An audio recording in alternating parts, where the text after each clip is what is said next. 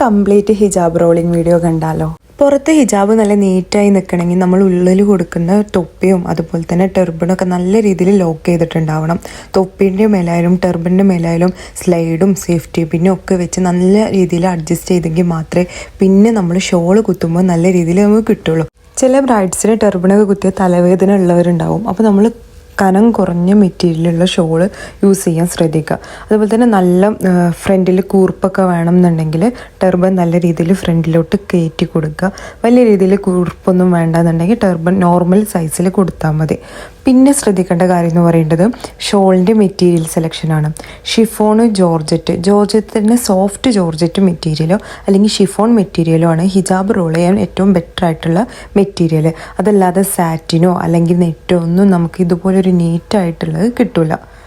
Scarf പിൻ ചെയ്യുന്ന സമയത്ത് ബ്രൈഡ്സിനോട് തന്നെ അവരെ ഫേസിന് സ്യൂട്ടായ രീതിയിൽ അവർക്ക് ലോക്കാവുന്ന രീതിയിൽ നല്ല രീതിയിൽ പിൻ ചെയ്യാൻ പറയുന്നതാണ് ഏറ്റവും ബെറ്റർ. രണ്ട് സൈഡും ഈക്വൽ ആയിട്ട് തന്നെ ആവണം നമ്മൾ ഞെറി എടുക്കേണ്ടതും അതുപോലെ തന്നെ പിൻ ചെയ്യേണ്ടതും. പിന്നെ പിൻ ചെയ്യേണ്ട സമയത്ത് ഞാൻ കൂടുതലായിട്ടും സേഫ്റ്റി പിന്നിനെയാണ് യൂസ് ചെയ്യാറ്. അതാവുമ്പോൾ നല്ല രീതിയിൽ ലോക്കാവും.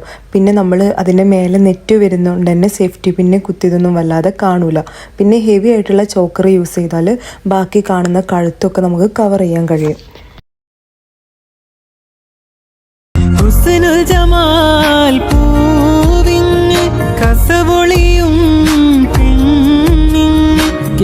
para